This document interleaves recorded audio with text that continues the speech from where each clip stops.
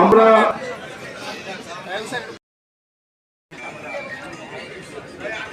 দানের শীষের বিজয়কে তুমি সুনিশ্চিত করে দাও।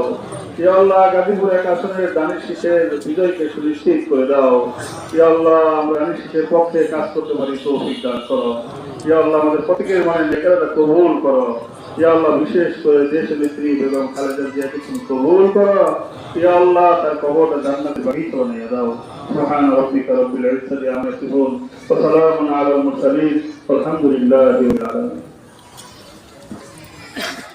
ভাবে আমাদের দলীয় প্রতীক ধানের শীষ আমরা বরাদ্দ পেয়েছি ইনশাআল্লাহ, আল্লাহর কাছে শুকরিয়া। ইতিমধ্যে আমরা অফিসিয়ালি ধানের শীষ প্রাপ্ত হয়েছি। আপনারা দোয়া করবেন। আগামীকাল আমাদের থাকার কথা কোনাবাড়ি, পরের দিন কাশিমপুর, পরের দিন বাসন। আমাদের এই 3 থানার প্রার্থী আমাদের নেতৃবৃন্দের সমন্বয়ে গণসংযোগ রয়েছে।